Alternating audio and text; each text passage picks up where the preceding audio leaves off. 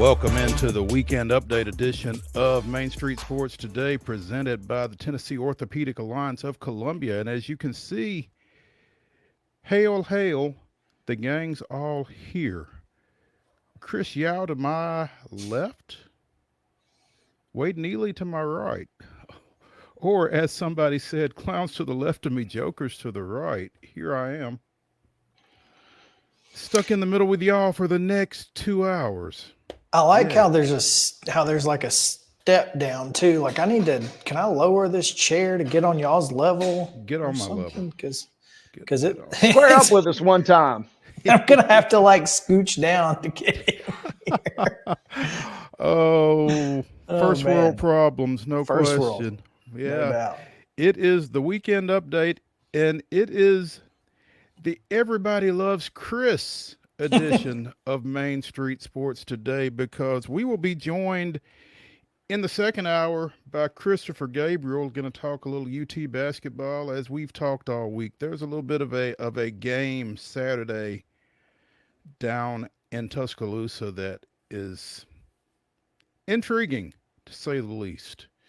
And in our next segment, we're going to visit with Sirius XM college football talk show host Chris Childers. He's got some things to say, and I'm interested to hear them as we discuss Middle Tennessee State football and new coach Derek Mason. So getting some insight from him on that situation. I'm also going to talk a little bit more of college football in this hour because, you know, we've not gotten to the 12-team playoff yet, and already there's talk about more teams. Also, some rule changes that will be considered for the upcoming season, I guess, right, Chris? Believe so. Yeah. So, and again, spring training, which means baseball chatter. So, got a lot of stuff to talk about today. It's going to be a fun Friday here on Main Street Sports Today as we come to you from the Lee Company studios across Middle Tennessee. I'm at home. Chris is actually in the studio. Wade, parts unknown. Where you at, Wade? I'm in Nashville, but basically second home. We're at the girlfriend's homestead today, so getting ready for the mighty trip to Huntington, Tennessee tomorrow, where the Summertown ladies will be in action. So, draw the short straw, huh? Yeah, short straw, but we'll have fun. Going to go over and check out what West Tennessee. I'm going to go to Paris. I had to lure the girlfriend in. I said, "Hey, how would you like to come with me to Paris?" There you go. And she said, I could be down with that. And I said, well, it's tomorrow night, and get ready because it's not the Paris maybe you are thinking of. So. No, you can still take her to the Eiffel Tower. You can take her to the Eiffel Tower. I promised her a trip to the Eiffel Tower, so I feel like I'm not living up to my promise, right? You can. There can be an Eiffel Tower trip. So yeah, be sure and check that out. Actually, I have pictures of Jody at the Eiffel Tower. You can join Mo, me, and Derek Mason, who have taken their significant others to the Eiffel Tower in Paris. In Paris, Tennessee. Yeah. Again, great show coming at you here. Before we get too deep into it, though, we probably need to give you yesterday's results and the weekend scores here on The Rundown. This is The Rundown. The Friday Rundown is brought to you by Chip Walters of Exit Realty, Bob Lamb and Associates. Blue Raider Voice also wants to be your trusted advisor in real estate. Contact Chip at 615-542-1915 or through his website at choosechip.net. Chip Walters, proud to support youth sports across Middle Tennessee. I misspoke in the intro. We're going to give you yesterday's results and this weekend's schedule here. And starting with yesterday's results in girls high school basketball action, the Division II AA tournament semifinals up at Tennessee Tech and Cookeville. Knoxville Catholic defeated Christ Presbyterian Academy 45-40, and it will be an all-Knoxville championship game as Knoxville Webb defeated Webb of Bell Buckle 48-41. In boys basketball action yesterday, D2 Double A semifinals. Brentwood Academy defeated Knoxville Webb 63-48. It was Briarcrest 76, Pope Prep 53. In Division One region finals, Eagleville defeated Santa Fe 64-56. Coverage at mainstreetmurray.com. Cannon County 68, Mount Pleasant 61. It was Creekwood 49, Chester County 46. Hume Fogg with a 62-54 win over Portland. White House Heritage defeated Jackson County 58-49. Whites Creek with a 78-62 win over East Nashville. It was Upperman 52, Lawrence County 39. Hillsborough with a 67-44 win over Beach. Independence defeated Brentwood 65-49. Rossview with a 71-54 win over Dixon County, and Cookeville 62, Laverne 41. In men's basketball last night, college basketball that is, Little Rock knocked off TSU 85-60. Thomas More with the win 74-55 over Trevecca. In women's college basketball last night, Little Rock completing the sweep. I gave you the men's score, but the ladies kicked things off with a 68-46 win over TSU. Bellarmine won it 80-74 versus Lipscomb. Austin Peay took care of Eastern Kentucky by the count of 63-55. The Lady Vols got a nice win, 75-66 versus Texas A&M. The Lady Doors, as it were, 68, Missouri 61. Don't call them ladies. Yeah, do not call them ladies. Women. The Commodore women. There we go. There we Thank go. you. I just felt like something was off when I said that, but Vanderbilt wins it 68-61. Thomas More defeated Trevecca 77-61. And in a game that we'll break down a little bit later, the Nashville Predators staying hot. They put up 6 goals to just 1 for Minnesota last night. 6-1 victory for the Preds over the Wild. Schedule for this weekend. We start with Friday results already over in Cookeville at the Division II state semifinals. Good Pasture Downs at the Kings Academy, 58-47. Tomorrow we'll have the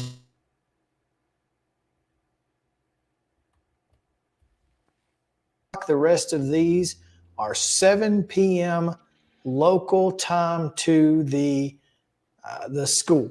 So some of these will be Eastern time. If you don't know, then you just don't. I can't help you. Rossview is at Bartlett. Lincoln County is at Beach. Blackman welcomes Cleveland. Oakland is at Bradley Central. That one is going to be Eastern time. Correct. Collierville is at Clarksville. Coffee County welcomes Hendersonville. Smith County is at East Nashville. Summertown, as Wade told you, will be at Huntingdon, and he will have you covered at Wade Neely. Cheatham County is down at Loretto. Chester County goes to Station Camp. Wayne County welcomes Eagleville. Pearl Collin is at York Institute. McEwen goes to Moore County. And Jackson Southside at home against Macon County. In boys basketball action, playing right now is Providence Christian and Evangelical Christian in the D1A semifinals, I guess. Tomorrow, Briarcrest Christian and Brentwood Academy will play at 1:30 in the D2 AA championship game. The D2A championship is at 6:30, and Division I sectionals are 7 o'clock tips, again, local to the school. Hillsborough is at Beach. This isn't right. No, these are from yesterday. There are no boys games tomorrow other than those 2 Division II championship games up at Tennessee Tech. So, college basketball doubleheaders to Saturday. Trevecca is at Kentucky Wesleyan. First game's at noon. Tennessee State is at Martin. The first game is at 1. And Evansville is at Belmont on Sunday. That's a 1 o'clock start. Men's basketball tonight. Bellarmine is at Austin Peay. Eastern Kentucky is at Lipscomb, and Fisk plays Wiley of Texas at Stillman in the Gulf Coast Athletic Conference quarterfinals. Those are all 7 o'clock starts. On Saturday, Cumberland is at the University of the Cumberlands. That's a 5 o'clock start. Women. And something just moved on me. Sorry. No, that's okay. I'm sorry. Cumberland and University of the Cumberlands is men's at 5 o'clock. Also, men's game at 2:30. LSU is at Vanderbilt. That game's on the SEC network at 7 on ESPN. Tennessee is at Alabama. And also at 7 on ESPNU, Middle Tennessee State goes to Sam Houston. It wouldn't be a Friday if there wasn't something freaky going on, folks. But women's college basketball scores, or schedule, I should say, for this Friday. 6:30 tonight, Indiana State will travel to Belmont. Cumberland is going to take on Georgetown College in the Mid-South Conference Tournament. That game is scheduled for 7:30 p.m. You can hear it on WANT-FM. That's 98.9. For those that want to dial in there. We've also mentioned Fisk will take on Talladega, and those games are at Stillman College in the GCAC quarterfinals. Saturday action, again, in women's college basketball. Lipscomb is at Eastern Kentucky. Austin P is at Bellarmine. Those games are set for noon, both of those contests at high noon. Sam Houston's at MTSU at 2. And on Sunday, Tennessee will travel to South Carolina. The tip-off will come your way at 11 a.m., and you can catch it on ESPN. Georgia is at Vanderbilt at 1 p.m. In the NBA, Friday and Saturday action, over the weekend, the Trailblazers will come to Memphis to take on the Grizzlies. That game can be seen on Bally Sports beginning at 7 p.m. The Preds have another big game tomorrow night. You can see it at 5 o'clock on Bally Sports South as the Avalanche, who got a big win last night themselves, they come to Nashville for a big-time showdown. And NSC will be in action Saturday night versus the Colorado Rapids. Apple TV is your destination there. Kickoff comes your way at 8:30 p.m. That is the undefeated Nashville Soccer Club, by the way. 2-0 in Champions Cup play and 0-1 in MLS. So he is a soccer wizard, folks. Mo is on fire this year. I love it.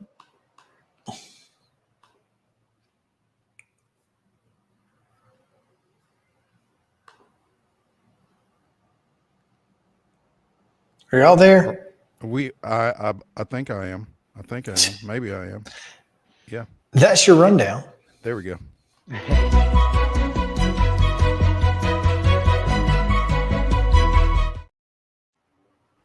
Top story brought to you as always by Piggly Wiggly over at Neely's Mill in Columbia. Be sure and check out their delicious daily deli lunch options as well as their hand-cut meats, and everything is cost plus 10% at the cash register. So again, Piggly Wiggly at Neely's Mill here in Columbia, presenting your top story.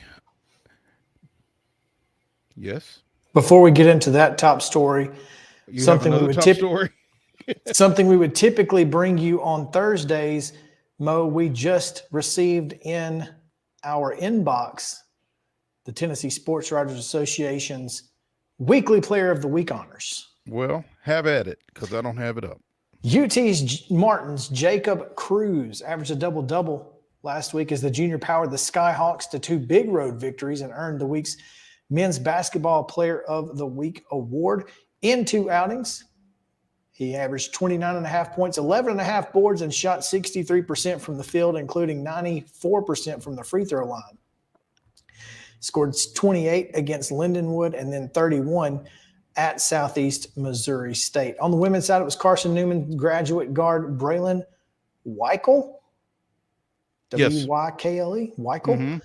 2 big performances. She could barely miss in 2 contests. She shot 72% from the floor, including 59% from long range and 100% from the free throw line, averaging 32.5. Against Virginia Wise, she had 37 points on 13 of 15 shooting, including 7 of 9 3-point tries. She also on Saturday against Limestone had 28 on a 10 for 17 effort and 3 deep balls. On the diamond, Tennessee Tech catcher Hayden Gilliland helped keep the 6-game win streak alive for his Golden Eagles as he hit 625. You heard me, not a typo. 625 with 10 hits and 16 ABs, had 2 doubles and a homer, driving in 6 and scored 7 times himself. So how about that? And on the bump, it was Andrew Devine, who has been a great ball player for a long time. Austin P. redshirt senior now, earned the pitching honor as the Texas Tech transfer through a complete game, 1-hit shutout, struck out 12 over 7, which is the most strikeouts by an Austin P pitcher in a single game since 2019. He improved to 2-0 on the year, allowed just one hit, a one-out double in the first inning. He then retired 8 straight before allowing a leadoff walk in the fourth and then sat down the next 12, including 7 on strikeouts. Jeez. For softball, it was Union University's sweep over the weekend as junior Zoe Neal was named Player of the Week, whilst Laney Baker is the Pitcher of the Week. Neal was 6 for 14 with 3 home runs and 14 ribbies. She scored 5 as well. She had a walk-off grand slam in the series finale against Delta State. Laney Baker threw 8 innings, allowing 2 runs, 1 earned on 2 hits. She threw a complete game 1 hitter in the series opener, and then also threw the final frame in the second game. And across the 8 innings of work, she struck out 14 hitters. Those are your Tennessee Sports Writers Association Players of the Week. Solid performances all around. Congrats to all of the honorees. Our originally scheduled top story. There is only one former Middle Tennessee State safety suiting up for the Philadelphia Eagles, or there will only be one, because the Athletic is reporting that the Philadelphia Eagles will release Kevin Byard after just 10 games following his midseason trade by the Titans to Philadelphia. 75 tackles, an interception, and 3 pass breakups over those 10 games. But not especially impressive. Neither he nor the team over that stretch. So, and apparently this is going to be, it's more of a financial move than anything. It sounds like they'll gain $13 million in cap savings by releasing him, according to Over the Cap. So, Kevin Byard on the move. Yeah, I mentioned this to Terry McCormick, 2 or 3 days ago, I guess. Said we knew he was going to be available. Is he an option for the Titans? I think in a secondary that has as many struggles as the Titans have, plus, again, the leadership that he brings. Now, would he want to come back here after having been traded? I don't know. But I do think that he does have value and may have more value in the Titans organization than anywhere else. But the flip side of that is, with a new coaching staff, how much value does he have as a Titan? It's the defensive staff is, there's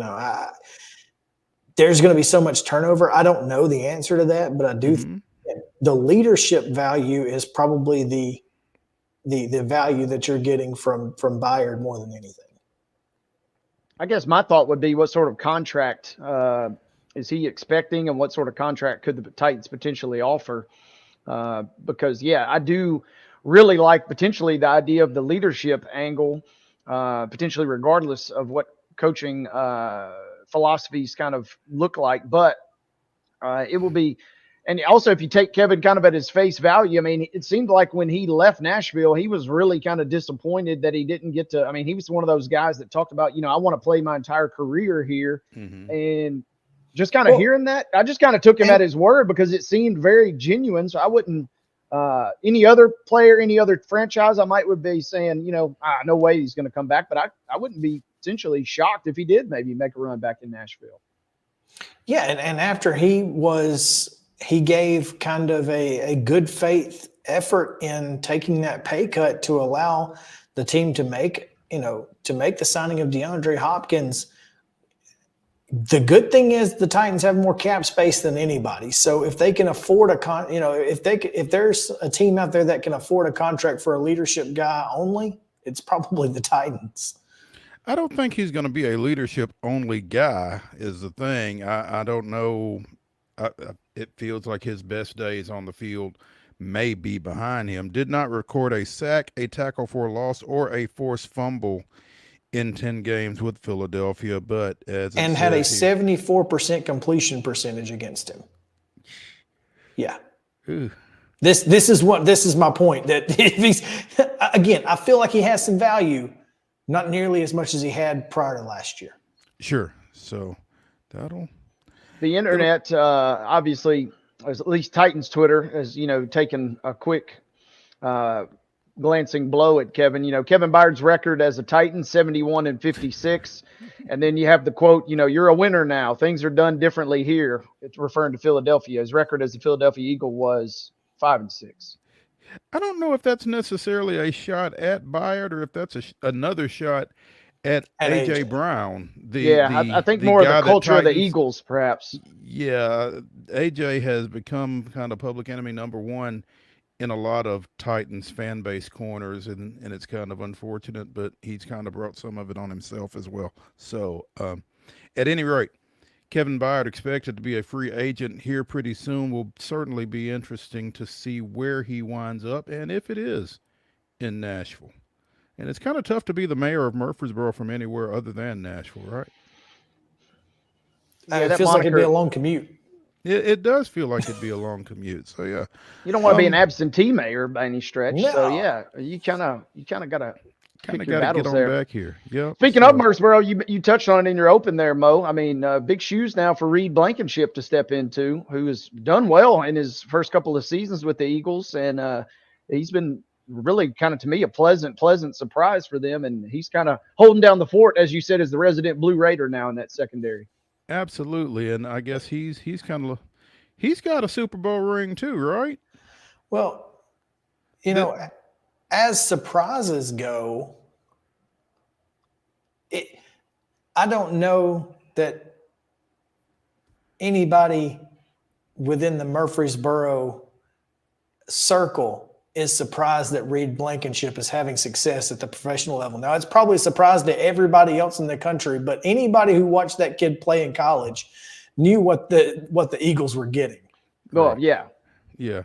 No ring for Reed. They lost to Kansas City 2 years ago. My bad. But he's got to feel like he's next on the list after those guys from the past Super Bowl with the Chiefs. So when we come back here on Main Street Sports Today, presented by Tennessee Orthopedic Alliance of Columbia, we will be joined by Sirius XM college football talk show host Chris Childers.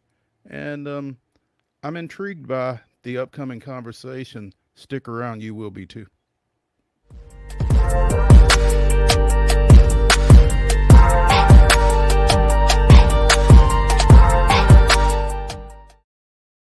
Whether you're an athlete or a weekend warrior, when it comes to your performance, don't settle for anything less than excellence. We're proud to announce that Mid-Tennessee Bone and Joint Clinic is now Tennessee Orthopedic Alliance of Columbia, where we are redefining sports medicine and orthopedics. Tennessee Orthopedic Alliance's team of expert sports medicine physicians understands the unique demands of your body. TOA Columbia specializes in personalized orthopedic care, offering state-of-the-art treatments for everything from sports injuries to joint replacements. Learn more at toacolumbia.com.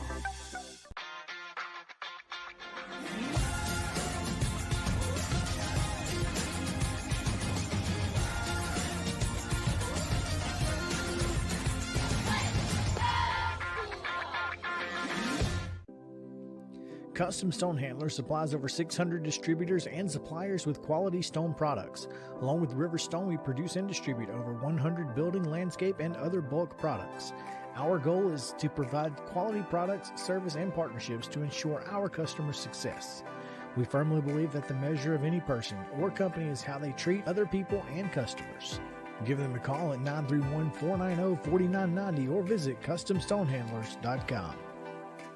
Your favorite wine tasting experience is back. The Hendersonville Rotary Club's Wine and Roses Fundraising Gala. Everything you loved and more. Saturday, March the 2nd. Prepare your taste buds for elegant wines, smooth whiskeys, craft beers, and exceptional food. Browse through the silent auction, all to benefit over 25 local charities, schools, and scholarships. Wine and Roses, Saturday, March the 2nd at Our Lady of the Lake Catholic Church, Hendersonville. HendersonvilleRotary.org.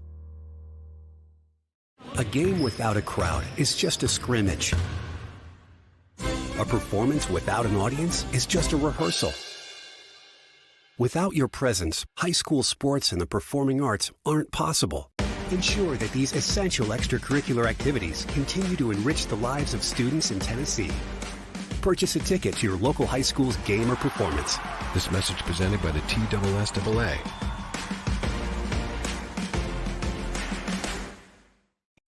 With Lee Company technology, the best handymen are hands-off. Lee Company techs have been using visual findings and other smart technology tools for years to add transparency and virtually take customers along.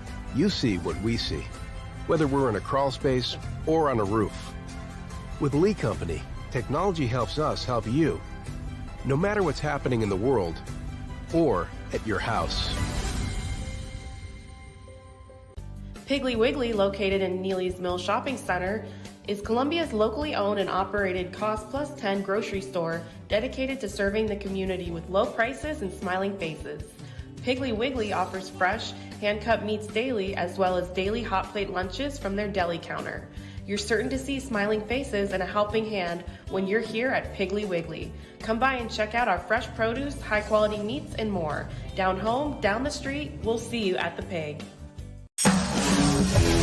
We thrive under the lights. The city of performers.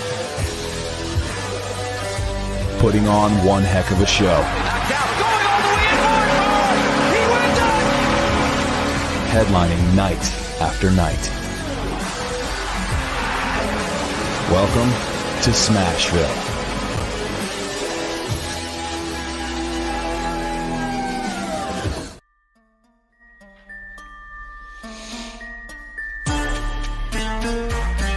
Welcome back to the weekend update edition of Main Street Sports Today, presented by Tennessee Orthopedic Alliance of Columbia. I'm Maurice Patton, flanked by Chris Yao on my left, Wade Neely on On the right. And here he is. In the Can flesh. y'all still hear me? We can We now. got you. Okay. All right. But you couldn't. Okay. My bad. It was a dramatic pause is all it was. Yeah. We are now joined by Sirius XM college football personality, Chris Childers. Chris, what's up? What's going on, guys? Thanks for having me. It's good to be here. It's good to have you, man. I know we were slated to have you earlier in the week, and some issues prevented you from being able to come in with us, but glad you were able to get in today. And Chris, I reached out to you. You're an MTSU alumnus, is that correct? Yes, that's correct. I graduated in January 04, so it's been a couple decades, but yes. Well, trust me, it's been a couple and then some on this end. But wanted to get some input from you regarding the recent coaching change on our campus. And you warned me when I reached out to you and asked you if we could discuss this. And you said, I'm not a fan of the newly named Derek Mason as a hire. And I don't want to put words in your mouth. So I'm fascinated, though, by what it is you don't like about it. I don't think it can work. I honestly think we regressed. I think we went backward. We didn't upgrade. If you're going to get rid of somebody like Rick Stockstill, who I think is a rock-solid football coach, you better be going in a direction where you really believe the program is going to improve, and I don't see that. I think Derek Mason is a guy, so they want to get somebody to re-energize the program, to reinvigorate, to get people in the stands. I don't see how Derek Mason's that guy. I don't see how a guy who could get, maybe a handful of home fans to show up at Vanderbilt on West End and, 99% of the home games were dominated by the other team. I just don't understand how that's that guy. I know Vanderbilt's in a unique situation, but to me, having studied Derek, having covered Derek, having been around Derek, I think he's a good coach. I think he's a really good defensive coordinator. I just don't think in this modern era that Derek Mason's going to be an upgrade. Rick Stockstill, to me, should still be the head coach at Middle Tennessee. It bothered me to the end of the earth that we made the move. And the reason being, Stockstill, to me, was really good at maximizing more. I just don't think how many people in the Middle Tennessee area understand how bad our school is. And I'm saying that with all due respect, but our facilities are absolute trash. I know they're getting better. I know they've broken ground. I know they're moving in the right direction. Geographically, we're at a disadvantage based on where we're at compared to other schools that we compete with. We just don't have a lot going for us. And to me, to have a coach that was consistently going to bowl games, that was consistently finding ways to beat bigger opponents like Miami 2 years ago. I really believe that people didn't understand how good they had it with Rick Stockstill and how Rick was able to maximize a bad situation. It really made me mad, honestly, when Chris Massaro had the gall to say that he compared Stockstill to the other teams in the conference, and that was the measuring stick. And I think that's BS, because I'll compare Chris then to all the other leagues, teams in the league, and say that we're behind. We don't have the kind of bells and whistles that other people have. Go look around, go visit, go to other schools. Hell, go to like South Alabama, and you'd be like, hold on a second. That's what they're working with, and we're working with like, paper Dixie cups and strings until they get this this place going. I don't know if Derek Mason. Look, we're in an impossible situation when it comes to keeping players. If we have anybody that's good, they're going to leave. We don't have NIL. We don't have stuff like that that's going to be able to be competitive. We need a coach, in my opinion, that was going to go out there and be an entertainer. He was going to go out there and beat the drum. He was going to figure out a way. Like in my fantasy world, there was going to be somebody we would attract that was going to be able to go out there, and he was going to be flamboyant, and he was going to be, an outspoken, and he was going to be somebody that got into Nashville, got the entertainment business.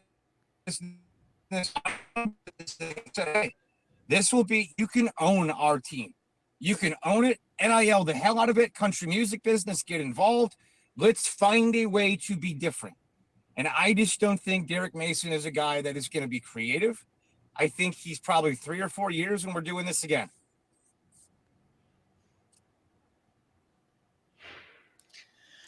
It's an interesting concept. As one, Chris, I think that you're probably right in obviously the comparison of the facilities. I don't think South Alabama is a fair comparison, considering that they only started their program a decade ago. But we'll go to Western Kentucky. Then. I mean, any of them. I understand, but I'm curious how we expect to get more when, sure, beat Miami. Now, understand, I'm a Jacksonville State grad, so I hope I hope this hire sucks. I hope you're exactly right in that Derek Mason. I hope it's terrible, but that's neither here nor there. That being said, now. I mean, sure, you can beat Miami and you can beat Missouri and you can win those games, but you lost a conference championship in your own building. You didn't play for another one. I mean, sure, that Conference USA was better. This one was awful, and he sucked. Not with Liberty, though. And the thing is, here's what people need to understand. We cannot keep players. If you're any good at all, like, we're getting picked clean at the end of the season. If we're good, our guys are going elsewhere. They're going to transfer. They're going to go other places. They're going to have a chance to play right away. To me, when you're at such a disadvantage, if you can be competitive at all, you're in a pretty good situation. I truly believe, like, there are schools that have competitive NIL at this level. And we're certainly not even, I mean, we don't even have a collective. I can't even find where to give money to if I want to be a part of it. That's a problem. That needs to be fixed. That needs to be addressed. That needs to be a part of this. There needs to be a community that understands that you can't complain about the results unless you're actually helping, because now that's a part of it. You have to get your hard-earned money. It's just it's the nature of the beast right now. That's where we're at in the world of college athletics. To me, Stockstill was solid. I think he's a guy that was able to maximize more from less. He was a water hose drinking guy. I think people are going to realize how tough the Middle Tennessee job is without a guy like Rick Stockstill there to kind of mask some of the deficiencies. Now, I know we're getting better as far as facilities. Thank God. It's super long overdue. You know, I used South Alabama as a reference. Go look at anybody. I mean, I've been all over the place. I travel around. I cover college football for a living, and I just kind of see how things are. And you got to understand geographically, Tennessee is not a great state for recruiting. It's getting better. I mean, our population obviously has boomed, but it's not Florida. It's not Mississippi. It's not Georgia. So it's tough. And now we're in a league with this Liberty that can spend anything they want. They got endless supplies of money, and they're spending, $5-6 million on a football coach. That's going to be hard to catch on an annual basis. That's going to be difficult. So, in my opinion, Derek Mason, there's nothing about him that says this guy's going to work in the modern era of college athletics. There's nothing about his resume. There's nothing about his background that says, oh, we've upgraded. And that's what bothered me. To me, you have to get somebody. I want somebody that's going to be in the press conference saying, I'm going here, I'm going there, I'm getting the community involved. We're going to raise this money. Find ways to make Middle Tennessee cool. Because we have things that we can play up to that can give us an advantage, but we never do it. We don't do anything creative. We stay in our little Middle Tennessee bubble, and we kind of, bathe in mediocrity all the time. And to me, there's more potential to unlock in this program if somebody'd be willing to do it. Chris Childers of Sirius XM Radio joining us here on Main Street Sports Today, presented by Tennessee Orthopedic Alliance of Columbia. And Chris, I hear what you're saying. I get what you're saying. It makes sense. My question is, how much of that is coach related and how much of that is administration related? A ton of it. I think Sidney McPhee is terrible. I've been saying that forever. As an alumnus, I will beat that drum. I think he has meddled far too much in athletics. What bothers me, go back and look at the end of the Kermit Davis era, and we just let our basketball program rot. Our basketball program with Nick McDevitt, and I think this guy is, McPhee gets so into the hiring process. I know firsthand, I had a friend that was a candidate for the job at MTSU, and I know what the process was like because I talked to him about it. He's the one who's making the hire. It's not Massaro. And that to me is a problem because I think Chris Massaro is actually one of the better athletic directors in the country. I think he's smart. I think he's savvy. I think he's budget savvy. I think he's a guy that's been able to maximize who we are.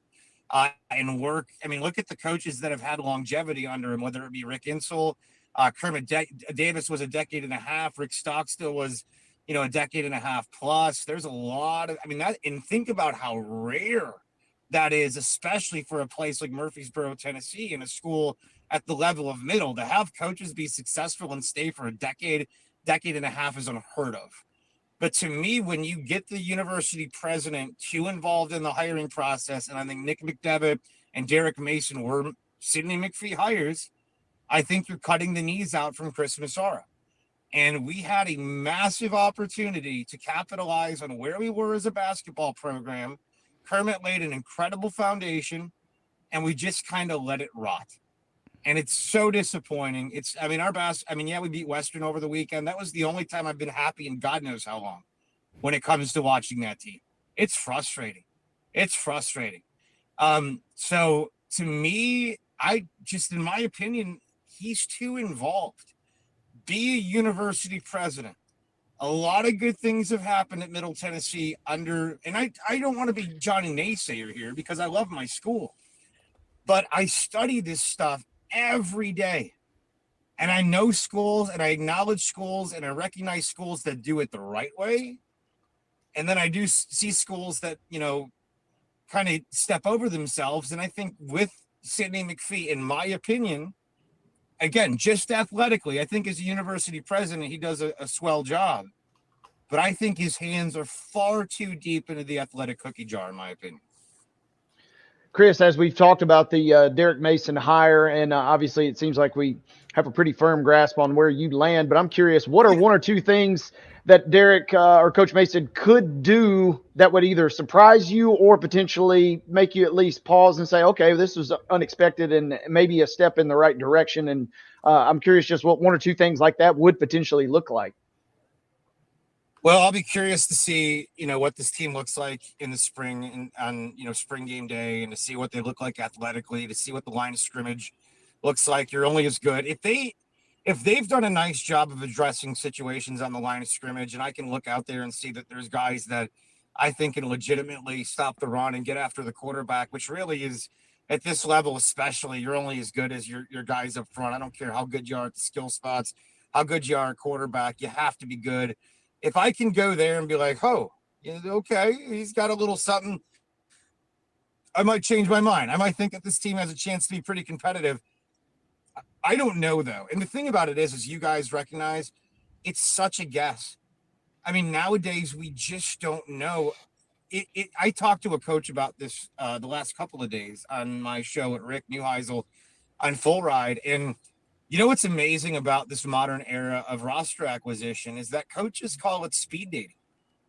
Remember before when, what I mean by that is, remember before, these coaches used to get, years worth of relationships in before they made a commitment to a kid.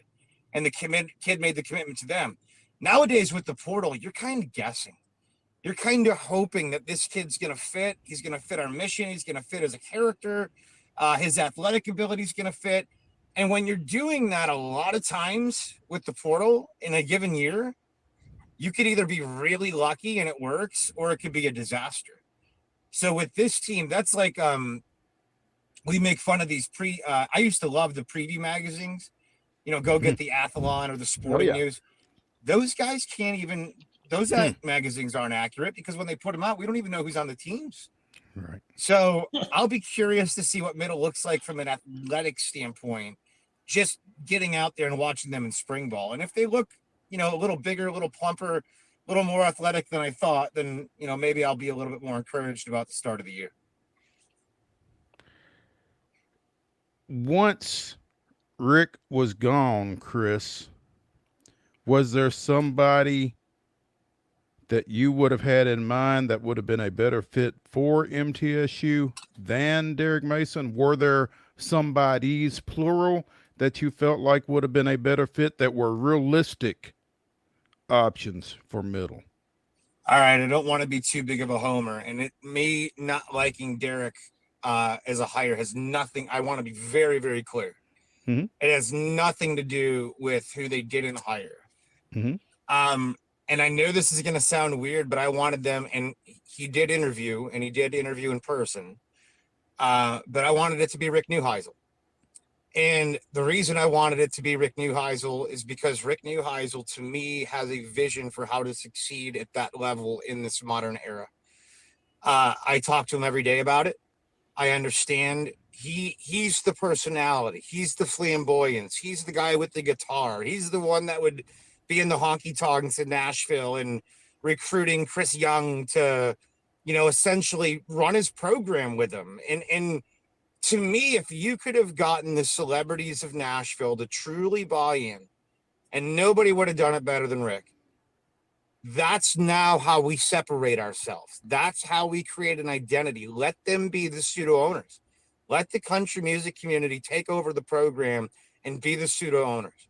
And by the way, we're going to private equity probably eventually with these athletic departments. Why not let it be that industry? Because I truly believe that could be our ticket to be something unique, and it could be our ticket to get into the college football playoff. That opportunity exists. We can make the playoff now. That's real. And I don't see any reason why you can't be taking advantage of a community of celebrities that love football and say, I know it's not Georgia, I know it's not Alabama, but this is 30 minutes from you, and you could essentially own it. And you're going to have your hands all over it. And he believed in that vision.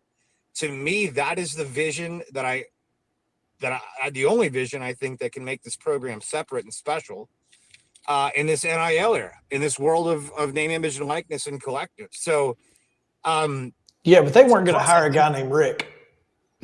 Well, this is the problem. He should have changed his name. I think they were closer than you think. Were they going to hire a 63-year-old, Chris? Yeah. Yeah. I mean, it was closer than you think. I can tell you, I had never heard that name, and I'm not doubting you because it happened in Atlanta, and our boy McPhee messed it up. So, okay. There you go. That's very intriguing. Today I learned. I mean, he's gonna be very pissed that I said this out loud, because he's very quiet about his interviews and stuff like that, because he does want to coach again. But he's going to hear it. I can tell you. Yeah, he's brilliant. Trust me. And I think he would have been a guy like that. I think you need a showman. I don't think a football coach will do anymore in this world of NIL. I think you need a football coach and a showman. Especially at the mid-major, quote, level, probably. You need some type of a gimmick, like you said. Oh, we had it all planned out, dude. His sister lives in Franklin. I mean, we had a life planned, baby. We had a life plan. That's wild. Yep. As sweet as his CBS Sports gig is, he was going to give that up to go back on the sideline, huh? Yeah, he would, and especially at a place like Middle. Rick loves Nashville. He loves the entertainment business. He loves to, just be moving and shaking. And I think Middle Tennessee would have been a really good fit for him as far as lifestyle. But that would have been a great one for me. If it wasn't my guy, if it wasn't my radio partner, I wanted somebody young who really understood how to grind out this era of college athletics. That would have been my take. Some coordinator somewhere, whatever, that would have really that had a track record with recruiting guys in this NIL era and the transfer portal would have been my pick. That's interesting. I'm very intrigued by that whole situation that you just laid out there. Chris Childers with Sirius XM Sports Talk. And Chris, appreciate your time, man. Appreciate you coming on with us, and hopefully we can catch up with you again here soon. You're welcome, guys. Thanks for having me. I hate to be so negative. I feel like I was so negative, and I promise you I'm a happy person. I'm smiling now for those that can't see. We'll get you back at a better time, maybe. Absolutely. We'll get you back and talk about like Middle Tennessee. So I'm probably the biggest MTSU women's basketball fan. So if you want me to be positive, get me back on to talk about that because Are you going to Senior Day tomorrow? Of course. I'll see you over there. I love those girls. Yeah, I'll come say hi to you. Absolutely. Do that. We'll talk, man. I appreciate it. Chris Childers with us here on Go Raiders. On Main Street Sports Today, presented by Tennessee Orthopedic Alliance of Columbia. When we come back, we're going to keep talking college football, so stay with us after the break.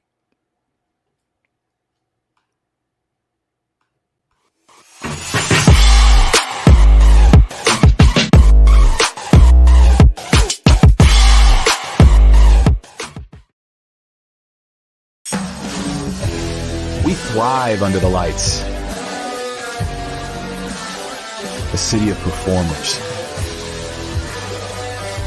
putting on one heck of a show. Headlining night after night. Welcome to Smashville.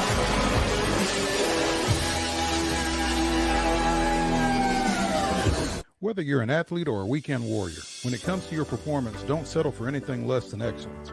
We're proud to announce that Mid-Tennessee Bone and Joint Clinic is now Tennessee Orthopedic Alliance of Columbia, where we are redefining sports medicine and orthopedics. Tennessee Orthopedic Alliance's team of expert sports medicine physicians understands the unique demands of your body. TOA Columbia specializes in personalized orthopedic care, offering state-of-the-art treatments for everything from sports injuries to joint replacements. Learn more at toacolumbia.com.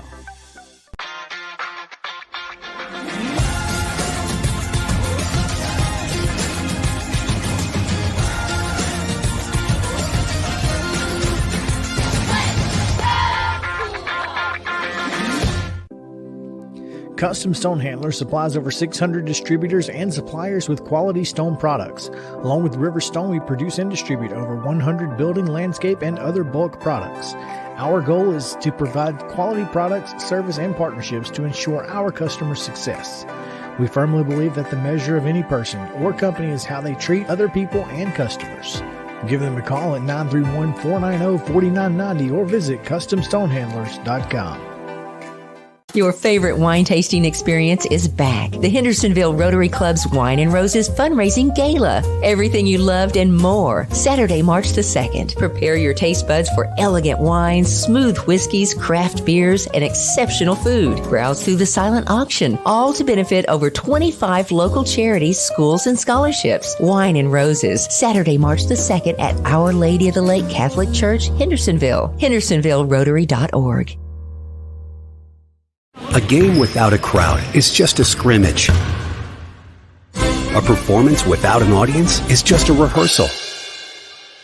Without your presence, high school sports and the performing arts aren't possible. Ensure that these essential extracurricular activities continue to enrich the lives of students in Tennessee. Purchase a ticket to your local high school's game or performance. This message presented by the TSSAA.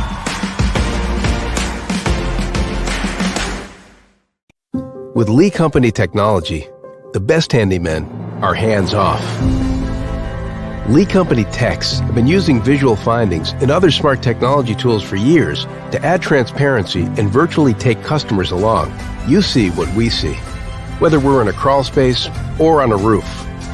With Lee Company, technology helps us help you, no matter what's happening in the world or at your house. Piggly Wiggly, located in Neely's Mill Shopping Center, is Columbia's locally owned and operated Cost Plus 10 grocery store dedicated to serving the community with low prices and smiling faces. Piggly Wiggly offers fresh, hand-cut meats daily as well as daily hot plate lunches from their deli counter. You're certain to see smiling faces and a helping hand when you're here at Piggly Wiggly. Come by and check out our fresh produce, high-quality meats, and more. Down home, down the street, we'll see you at the Pig.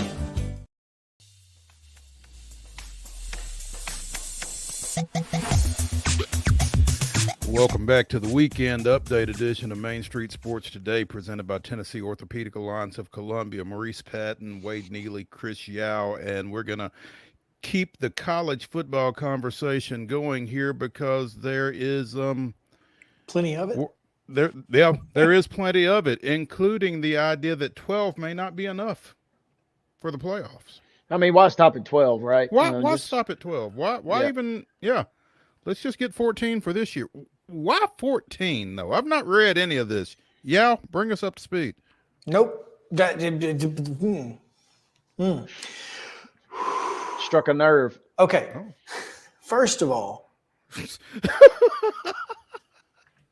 14 makes the least sense of anything. I mean, if you're going to go, why 14? What is it? What's the rationale behind 14? Because the Big Ten champion and the SEC champion get automatic buys. That's why the Big Ten and SEC are even thinking about going along with it. So they get the automatic buys from both sides. Now, would they have to be 1 and 2 to do that? No. Oh, you're just going to give Big Ten and SEC that is the plan that is being circulated. Whatever their seed is. No, it doesn't matter. Big Ten champ, SEC champ, get the auto buys. Oh, good Lord. That is why they are okay with this because, that this is why they are only getting 3 automatic bids instead of 4. Do they actually think other folks are going to go along with that? Or does it matter? It clearly didn't get shot down immediately. Oh. Because here's the thing. Much like you have said the NCAA needs Power 5 football more than Power 5 football needs the NCAA, the ACC and the Big 12 need the SEC and the Big 10 more than the SEC and Big 10 need them. And so it's kind of like they're really being held hostage here. And so they are just going to continue to hang on to that as long as they can for as much as they can, I guess it's the Big Ten and SEC, right? They just whatever else they can get out of that. This power grab. And that's what it is. It's a power grab. Yep. And it's terrible. It's terrible for college football. It's terrible for everybody, including the SEC and Big Ten, by the way. Interesting. I'm sure you guys are brushed up on the UEFA Champions League, which you may be wondering why the heck I'm bringing that up. But from the Athletic, kind of this model somewhat mimics what they do with the Champions League, where it's kind of weighted, as Chris is alluding to, the upper tier leagues, quote unquote, get prioritized spots. And the Athletic says that the 3-3-2-2-1 model would kind of almost, flight the champs from the. Now, what would be interesting, obviously, is if they just rotated. Soccer is kind of more of a fluid situation, but this sounds more like a ironclad contract type situation. What would be kind of interesting is if the Big 12 wins the national championship, all of a sudden the next year they're one of the leagues that gets the automatic bye, kind of as if you back it up on the field from the year prior. But it sounds like, you could be looking at a situation where another league has the top 2 or 3 teams, and we're just going to go ahead and send Ole Miss or send Ohio State all the way through to the next round, which is it's very interesting. And I'm glad Yao got a cleansing breath in before, because that was still spirited enough. But if he had not got the cleansing breath, he definitely needed a little woosah right there. I'm so frustrated by this because when we talked with Bill Hancock 2 years ago, and he said, 12 is probably the number we're going to come up with. And he talked about how it was the perfect number that doesn't devalue the regular season while also not devaluing, the playoff, and brings some value to the playoff. But it also, the top 4 seeds getting the bye makes the regular season matter. It doesn't hurt conference championships and all of these things. And to me, and here's the thing, it was perfect. Bill Hancock meant all of that. Exactly. So this whole Greg Corruption. Sankey and Big Ten situation, this just feels like nothing but a power grab. It's extortion to some degree, and that is why just like Matt Brown said last week and on yesterday's Throwback Thursday segment, there are going to be programs who can afford to play at this level, and there are going to be a lot more programs who can't. And we're going to find out who they are in the next few years if this is the way that college football continues to go. Either can't or choose not to. Right. I mean, there are plenty who will be like, we don't have to do this. And it will be that's I guess going to be the next thing to watch, is who kind of gets pushed to the wayside or who steps to the wayside. A guy that I follow, Joel Anderson, had a tweet to that effect a couple of weeks ago, and I reached out to him about getting him on the show. It's just a matter of getting him on. But, there are going to be some schools, and it won't be necessarily schools that you would expect, that just kind of bow out of this thing. Yeah, I feel like that's exactly what's going to happen. Now, you'll have some schools like Nebraska who will be super excited because they're going to be one of the 16 or 24 teams who decide to opt into this. Are they? And suddenly they're relevant again. Oh, absolutely. Because they can buy their relevance. Buy a seat at the table, as it were. Well, right. You're buying. So if you're only competing with 23 other schools or 31 other schools, it's a lot better than trying to compete with 64 Power 5 schools. You're at the upper echelon. Players are only going to go to these, the top players are going to go to these top 32 schools, and you're one of them. And Nebraska absolutely wants to be one of them. I love some of the other chatter coming out of this, that all 10 of the conference commissioners and the athletic director for Notre Dame, they're just always the outlier in this situation. They got together. And speaking ACC, of cleansing breaths, Wade, because the whole Notre Dame thing has been a sore spot with me for years. Get in a conference or go away. Hey, I mean, if it weren't March, I would be right there with the slander of Notre Dame, but we'll give it a little bit of a St. Patrick's night, I suppose. But yeah, this is kind of just the crazy world that we're in. And ACC Commissioner Jim Phillips saying last week, at the end of the day, it's what's right. It's what's the right model for 2026 and beyond. It was him questioning, I suppose. He said, we're going to continue to listen to one another and try and practically put something together. Hold on to your hats here. That is good for college football, good for conferences and Notre Dame. That was in the quote, and also for the health and well-being long-term of college football. So yeah, they're just kind of just continuously somehow relevant in all of this, despite the fact they're maintaining that independence. Well, despite the fact that they're not relevant. I mean, how close More were they often than not. Where were they in the CFP rankings this past year? Do we know? Were they in the top 10? No. So, here's my problem with this. You're essentially guaranteeing a 3-loss Big Ten or SEC team to get into the playoffs. Penn State, 0-3 against 3 ranked opponents last year, would have gotten into the playoffs because they were able to beat Maryland and Illinois. Congratulations. all right. Instead of Tulane or SMU, they get in just because they're in the Big Ten. Yep.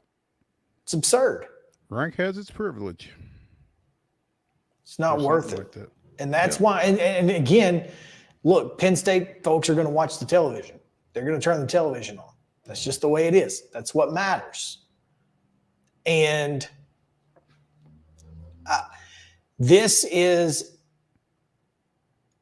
I have been a proponent of the 12-team playoff, of expanding the playoff from 4 to 12 from the moment we started talking about it. Mo, you were right there with me the entire time. Sure. 14, 16, anything more than 12 is absolutely the wrong move. You're going to Major League Baseball this, and it's going to screw it up. And we're not going to be able to put the genie back in the bottle. No. I mean, the number only continues to get larger. It's not going to get any smaller from wherever it goes. So, I mean, 12, and I move that the nominations cease, but we certainly need a second on that. So, we want to keep talking college football after the break, or do we want to talk a little Major League Baseball? Because wherever you go, both. Plenty of both. Yeah. Who says we can't do both? This is another one of those 20 pounds of potatoes. As Alan Jackson said, who says you can't have it all? Well, we will figure out exactly what we're going to have when we come back for the second hour of the Weekend Update edition of Main Street Sports Today, presented by Tennessee Orthopedic Alliance of Columbia from our respective Lee Company studios. Come back with us after this break.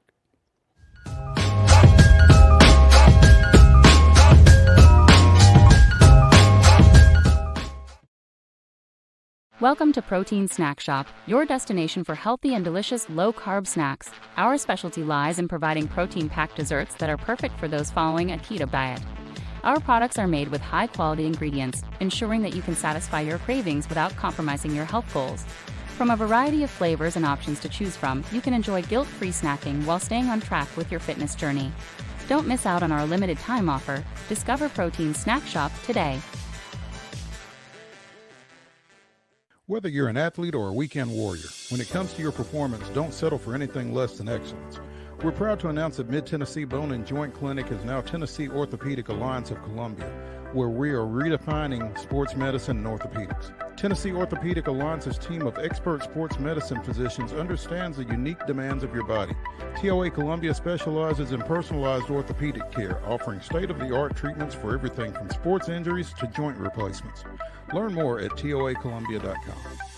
Your favorite wine tasting experience is back. The Hendersonville Rotary Club's Wine and Roses Fundraising Gala. Everything you loved and more. Saturday, March the 2nd. Prepare your taste buds for elegant wines, smooth whiskeys, craft beers, and exceptional food. Browse through the silent auction, all to benefit over 25 local charities, schools, and scholarships. Wine and Roses, Saturday, March the 2nd at Our Lady of the Lake Catholic Church, Hendersonville. HendersonvilleRotary.org. We thrive under the lights. a city of performers, putting on one heck of a show. Headlining night after night. Welcome to Smashville.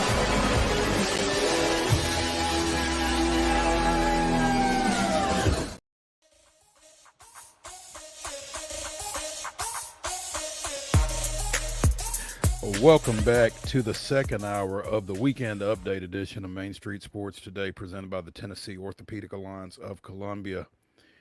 Wade Neely, Maurice Patton, Chris Yao going left to right on your screen. And three amigos. Yes. We're the three best friends that anyone could have, right? Yeah. Let's delve into a little Major League Baseball because this college football stuff is going to be here. But interesting name showed up in an article on The Athletic here in the last couple of days. Kenny Lofton. Some remember Braves him. legend. Braves legend Kenny Lofton. Astros legend. Really? Yeah. Yes. He Draft pick. Oh, he was drafted by the Astros. Came up with the Indians. I think he spent one season with Atlanta the year after they won the World Series. It was the 96 season that he was in Atlanta, I do believe. But he is being inducted into the Arizona Basketball Ring of Honor. Quiet as it's kept, he was kind of on the forefront of some of those great Arizona basketball teams that they had over there in the, I guess, late 80s, early 90s,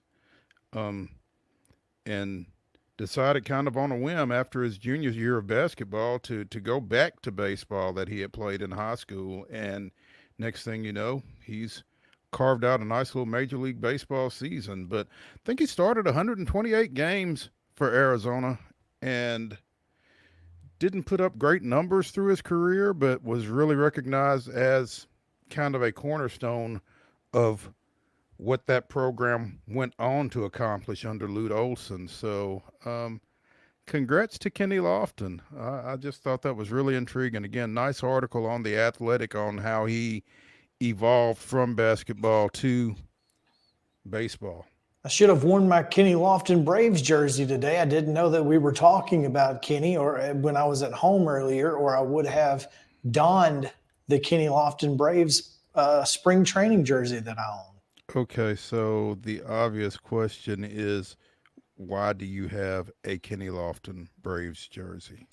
Well, the answer is much like many of my friends back in the early to mid 2000s, spent a lot of time and money at America's thrift stores.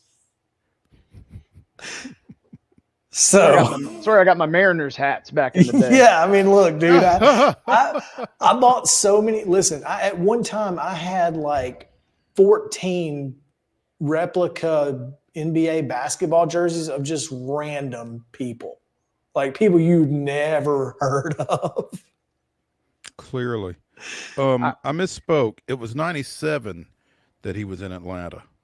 Hey, and while we're going down the Kenny Lofton rabbit hole here, I'm doing some wiki, which is always a great place to get lost. How about this?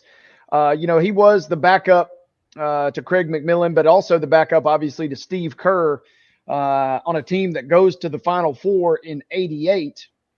And then he was the starting point guard the next year when they go to the Sweet 16. But here's the nugget that really caught my eye. He's only one of two men that have played in a Final Four and a World Series.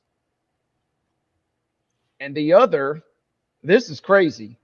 Hang on a minute. Stop. All right, I'm going to give you a little moment here. Oh,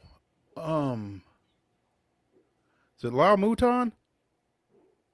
It is not Lyle Mouton, but that's a quality guess. Yao, do you have a guess? I have no idea. Is he from LSU? No. Okay. All right. So, wait a minute. It's not Ryan Miner, is it? Okay, I'm out. The other is Tim Stoddard. North Carolina State. North Carolina State. But how about this? Kenny Lofton and Tim Stoddard both went to East Chicago, Washington High School. I did not know that. What? So What? it's like, that is the most mind-blowing thing I've read, that two guys went to the same high school and they're the answer to the same trivia question. Who are the only two men to ever play in a Final Four and a World Series? That is a stat that you will not hear anywhere else than right here on Main Street Sports Today, folks. Cut that out. Tim Stoddard and Kenny Lofton are both graduates of Washington High School in East Chicago. Both went on to play in a Final Four and a World Series, and no one else has done it. That is incredible. That's bonkers. That's amazing. You got lost on Wiki. Yeah, because that was worth the price of admission right there. That blew my mind, and that's worth the show right there. We might as well shut it down right here. We absolutely. I'm not sure it's going to get any better than that. You know, I'm going to go to Mexican restaurants across southern Middle Tennessee for the next 6 months, hoping that nugget somehow comes That's a up. trivia question. Because I'm prepared now, just in the event that does pop up. If you show up on the third Tuesday at Southern Springs in Spring Hill, it may in fact be the final trivia question to double your score for the night. Okay, I like where this is going. I love a little insider information when I hear This it. may be the plot. Rigging the game, ringer huh? walks in. There we whose go. table will he sit at? Yeah, that's mind blowing. And so you got two guys go to the same high school, and then they both go on to play in the Final Four and the World Series. I'm mind blown. And obviously, Kenny Lofton, kind of like Yal's point a moment ago, he's one of those kind of seminal figures in Major League Baseball of my childhood. Just him and Griffey were two of the coolest guys to ever do it back in the day. And he was so electric, and obviously great run with the then Indians, and then obviously a great season in Atlanta, which was memorable, so memorable, like we said, that Yal bought a spring training jersey, no less, you mentioned. So all in all, a fantastic career, and kind of cool to see him getting recognized for an achievement I think a lot of folks obviously probably were unaware of prior to watching the show today. There you go. Speaking of Braves outfielders, one did not take the field in spring training today. Ronald Acuna Jr. scratched for soreness in the right knee. Boo, hiss. Yeah. No one likes to hear that, but I'm sure he's fine. Better on March 1st than a lot of later dates. So we'll take it. We've talked about Rob Manfred's pending retirement. Trying to figure out 7 years from now. Trying to figure out ways to speed up the process. A name that has emerged as a potential successor, Theo Epstein. It's certainly he's certainly a baseball guy. Yes, which is more than you can say about the current guy. And I think that would be okay. I saw an article yesterday. I meant to link it to the Run of Show, and it didn't link. But it seems he's worked pretty much at every level of baseball, from media relations to, scouting departments to obviously GM, and, snap Boston's long World Series drought, snap the Cubs' long World Series drought. I mean, he's had a lot of success as an administrator in Major League Baseball, and he's a baseball guy, like you said, Chris. So maybe that is a gig that would fit his background. Well, and he's a guy that when I look at the story, I hadn't really thought about potential a succession plan, but I'm like, yeah, I could see that. And it kind of, like you're laying out, Mo, kind of does follow a pretty solid trajectory of a guy that's a lifelong baseball guy. And obviously, who knows what his tenure potentially would look like. But I would not be shocked if you had told me that. And then obviously, I see him at the top of our list here that we're looking at. He had worked with MLB as a consultant to the commissioner's office on various matters before joining Fenway Sports Group here recently, which owns a soccer club and something else, I think, in addition to the Red Sox. So again, Manfred isn't supposed to retire until 28 or 29. Unfortunately, may it happen sooner, but there's a name. And the real, I mean, the real front runner is definitely Dan Hallam, right? I mean, he's essentially being groomed, such as Manfred was under C-League. I mean, this is a guy who's been in negotiation with the players for a long time. And that's really, I guess my question is, though, do you want anybody that's currently associated with Manfred in that spot? well, I mean, this is a guy who goes back to the C-League days, though. I mean, and I think Bud Selig was a pretty decent commissioner. I think Rob Manfred had some wild ideas, but when you're talking about, the number one goal of Major League Baseball's commissioner is, one, to grow the game, but two, to make the players happy while also keeping Major League Baseball entity, safe. And he's a guy who's done that twice. So he's probably the front runner. I think Theo Epstein would be a fantastic hire, would probably be the best hire possible. But one, does he want the job? And two, would they give it to him?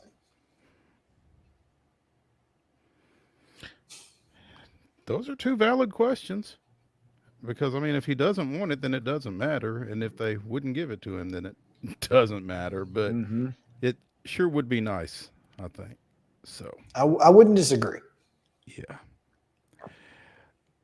When we come back on Main Street Sports Today, presented by the Tennessee Orthopedic Alliance of Columbia, we have in the green room right now Christopher Gabriel coming to us from the West Coast. Talk a little UT basketball as they get ready for their big tilt tomorrow night down in Tuscaloosa against the Tide. So promises to be a lively discussion. Stay with us as we get into it after this break.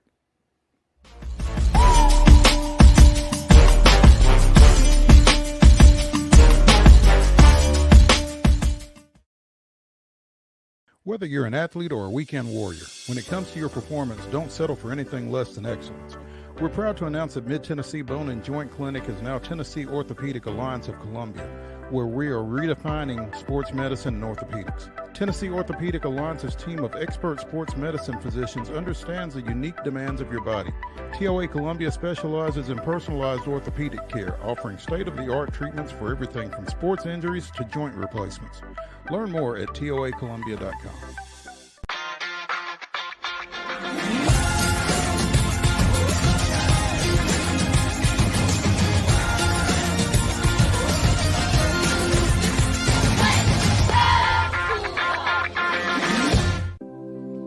Custom Stone Handler supplies over 600 distributors and suppliers with quality stone products. Along with River Stone, we produce and distribute over 100 building, landscape, and other bulk products. Our goal is to provide quality products, service, and partnerships to ensure our customers' success. We firmly believe that the measure of any person or company is how they treat other people and customers. Give them a call at 931-490-4990 or visit CustomStonehandlers.com. Your favorite wine tasting experience is back. The Hendersonville Rotary Club's Wine and Roses Fundraising Gala. Everything you loved and more. Saturday, March the 2nd. Prepare your taste buds for elegant wines, smooth whiskeys, craft beers, and exceptional food. Browse through the silent auction, all to benefit over 25 local charities, schools, and scholarships. Wine and Roses, Saturday, March the 2nd at Our Lady of the Lake Catholic Church, Hendersonville. HendersonvilleRotary.org. Welcome to Protein Snack Shop, your destination for healthy and delicious low-carb snacks. Our specialty lies in providing protein-packed desserts that are perfect for those following a keto diet. Our products are made with high-quality ingredients, ensuring that you can satisfy your cravings without compromising your health goals. From a variety of flavors and options to choose from, you can enjoy guilt-free snacking while staying on track with your fitness journey. Don't miss out on our limited time offer. Discover Protein Snack Shop today. With Lee Company technology, the best handymen are hands-off. Lee Company techs have been using visual findings and other smart technology tools for years to add transparency and virtually take customers along. You see what we see, whether we're in a crawl space or on a roof. With Lee Company, technology helps us help you, no matter what's happening in the world or at your house. Piggly Wiggly, located in Neely's Mill Shopping Center, is Columbia's locally owned and operated Cost Plus 10 grocery store dedicated to serving the community with low prices and smiling faces. Piggly Wiggly offers fresh, hand-cut meats daily as well as daily hot plate lunches from their deli counter. You're certain to see smiling faces and a helping hand when you're here at Piggly Wiggly. Come by and check out our fresh produce, high-quality meats, and more. Down home, down the street, we'll see you at the Pig. We thrive under the lights. A city of performers, putting on one heck of a show. Headlining night after night. Welcome to Smashville.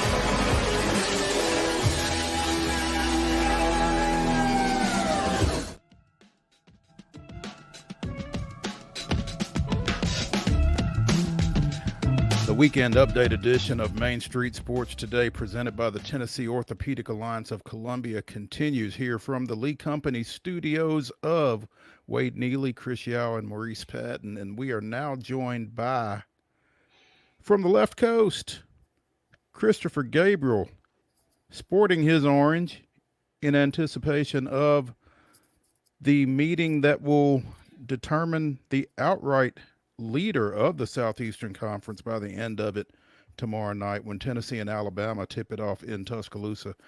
Christopher, good afternoon. Fellas, it's good to be with you. Rainy, and I'm going to give you the West Coast version here. It's really cold today. It's about 61 degrees. Folks here walking around in parkas and, loading up at the grocery store for a long siege of rain. I heard you talking about baseball. Listen, I got to say respectfully, I don't want anybody connected to Bud Selig in that office. I want nobody. As a Chicagoan, all Bud Selig ever cared about was doing whatever he could do for the Brewers, which is smart because he was the Brewers owner. But he finagled his way out of the American League to get into the National League because he wanted Cubs and Cardinals fans coming to Milwaukee, not White Sox and Twins fans. And then Bud Selig's legacy, as far as I'm concerned, is the tie in the All-Star game. So I think Theo Epstein is a phenomenal idea, despite the fact that he was the man heading the Cubs. Did a great job on the north side, but keep me away from anybody associated with Bud Selig. And I say that respectfully. Respectfully, yeah.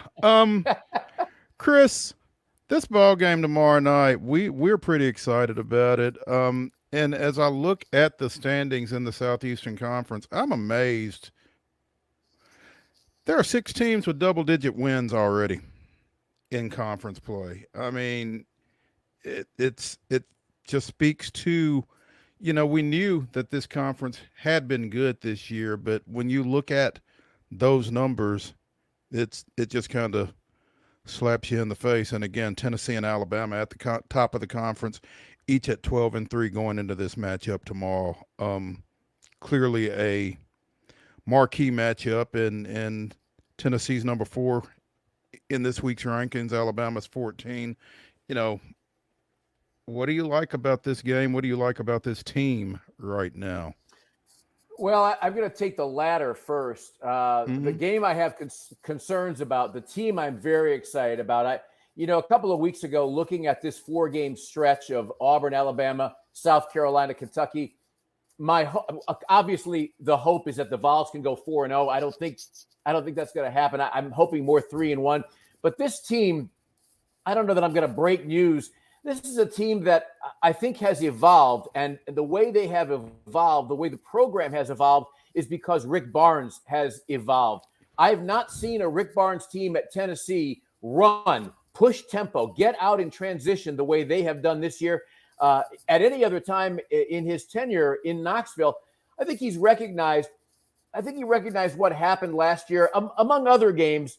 The game at Madison Square Garden, that game, the Vols looked like they were just slogging through mud most of the night. This is a team that has great athleticism. I'm not going to say they have gazelles, but they have guys that can get out on the break. They have the guy, arguably one of the best point guards in the country, to get them out on the break and get the ball to the right people in the right moment in Zakai Ziegler, whether it's Josiah Jordan-James, or whether certainly Dalton Connect. We can talk for an hour about DK. Guys on this team get out, they fill the lanes, and even when they don't have numbers, they have looked to push. Even if it's 3-on-3, they have looked to push. And this team has the ability, with guys like Dalton Connect, then to get a guy, get him on the wing, skip pass, open shot, and more often than not, they're draining it. This team can put a lot of stress, a lot of pressure on defenses. That's what I like about them. They can beat you in the half court. They can beat you in the open court. They can beat you in pretty much every way. The times that this team gets in trouble is when a team is really good, especially on their offensive boards. I think the Vols, and I'm being facetious with this stat that I'm going to make up, I think the Vols lead the nation in giving up long rebounds. And, that's just a matter of, as Dennis Rodman would say, understanding positioning, understanding that if you're taking a 25-foot shot, the ball's going to come off the rim pretty hard. We rarely get our guys in the right position. So as far as the team goes, I like that they can run with Alabama. They can play with Alabama in the half court. Alabama scores. They score 7 more a game. They give up 13 more a game. This is going to be an up and down game as far as the game itself goes. It feels a little bit ambush-like, right? It just feels like after the Vols just took them to the woodshed a couple of weeks ago by 20, I think College Game Day is going to be in Tuscaloosa. Mm-hmm. Who knows why, but they're going to be in Tuscaloosa. And, they'll stop at Dreamland Barbecue. We're going to get all the requisite shots of Tuscaloosa, nice shots of Tuscaloosa, which will take like 30 seconds.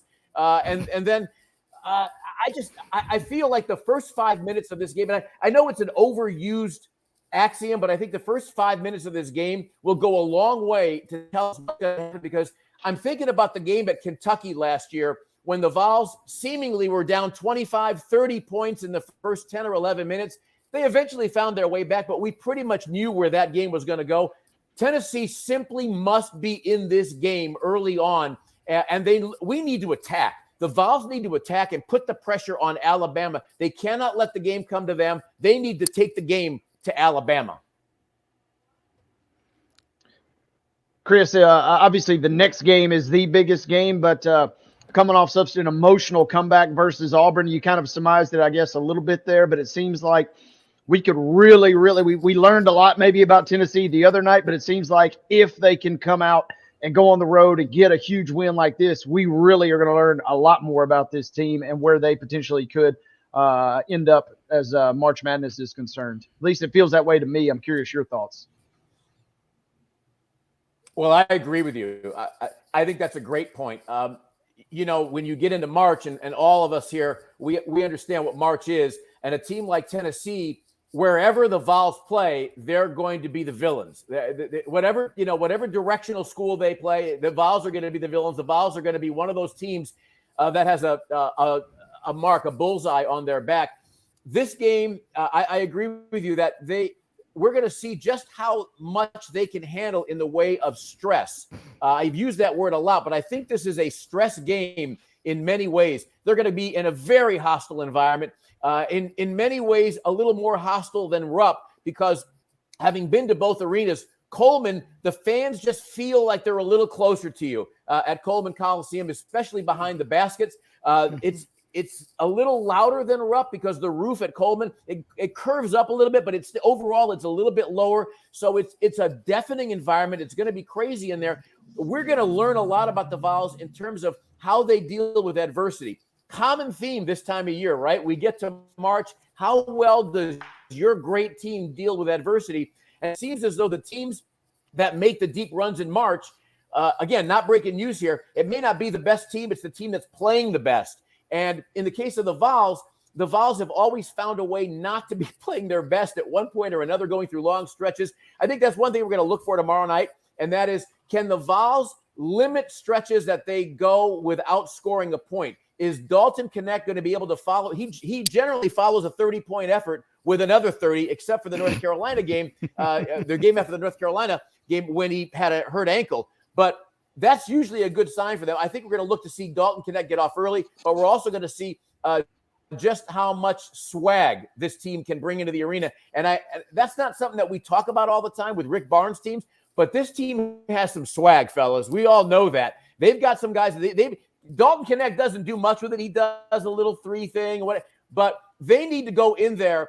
And this is something I'll go back to the Spurrier days in football in the 90s when they used to come to Knoxville. Most of us on this screen remember this. They didn't come in hoping to win. They came in expecting to win. And expecting to win is simply believing in yourself and knowing that you've got the components in every phase of the game to win the game. I really believe this is so key tomorrow night. The Vols need to go into Coleman Coliseum and expect to win that game, not hope to win that game. I think that will get them through a lot. Speaking with Christopher Gabriel here at CG Program, and of course you can always catch it Saturday mornings is the time, the place. Just follow him on Twitter for that. Christopher, this game is massive in terms of the SEC tournament seeding, and of course, as we talked with Jerry Palm yesterday, seeding for the NCAA tournament. A win at Coleman Coliseum would go a long way to putting this Tennessee team closer to a number 1 seed in the NCAA tournament.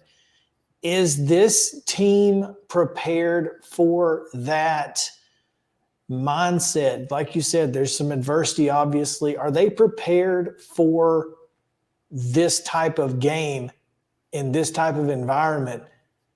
We've seen them play well at home. We've seen them play at times on the road well. This is going to be the biggest test of the year. You know, Chris, if they're not ready, and I'm not making the joke or being flippant here, if they're not ready, then they're not ready for March. I agree. At this point in the year, you have to be ready. And this is a team, when you have guys, when you have a veteran team and you have guys like Santi and Triple J in particular, guys who have been through the wars and guys who have seen their team, their orange and white, fall in March, there's got to be a level of chip on their shoulder to prove everybody wrong. And I mean everybody. It just seems everybody is expecting a loss in March. And I do think that this game is the kind of game that can really propel them to a number 1 seed. If they lose, how far does Tennessee fall in the minds of the people creating this stuff? I don't think they go below a number 2. But if you look at, I think since 1985, 38 number 1 seeds, 23 of them have won a national title. If you give me a choice, and I said this on Knoxville Radio on Wednesday, if you give me a choice of winning the SEC tournament or getting a number 1 seed, I want the number 1 seed. I realize it would be impressive to win that tournament, but I also don't want to see them put every single last ounce of energy, effort, and great game into winning the SEC tournament as opposed to positioning themselves to be a number 1 seed. They would likely, I think we agree, be the number 1 seed, probably, I'm guessing, come out west. That may not be a bad thing if they came out to the West Coast, because a lot of folks out here, 6 of one, half dozen of the other, right? Not a lot of folks out here pay much attention to the SEC. It's not that they don't respect the SEC, but I talk to folks in the Pac-12 and the Mountain West all the time. Pac-12 moving to Pac-2, but I talk to folks up and down the coast all the time. They know Dalton Knecht more than they know what this current Vols team is like. I don't know that would be a bad thing if you put the Vols in a regional in one of the early sites out here. I mean, we're getting way ahead of ourselves, but to the original question, this is a game that they simply have to be ready for.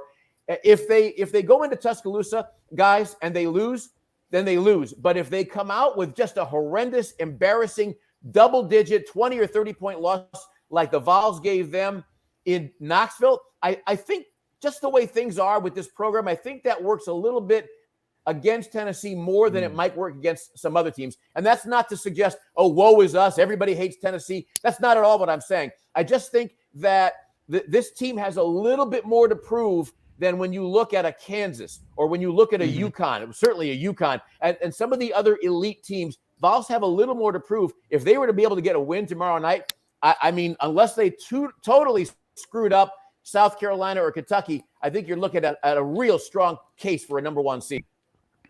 Christopher, you presented a hypothetical right there, and you said, given a choice between an SEC championship and a number 1 seed, you would rather have the number 1 seed. I'm wondering, can Tennessee get the number 1 seed without winning the SEC tournament? Well, there's a nice conundrum, right? That's kind of a catch-22. You may be right about that, but what you're implying, that can the Vols pull this thing off without winning it? I think they'd have to at least get to the SEC championship game. But I don't think, if we take what you're saying a step further, if the Vols find their way to a number 2 seed, it's not going to be lower than a number 2 unless they lost three consecutive games and were out in the first round of the SEC tournament. Heaven forbid, but we've seen that happen before too.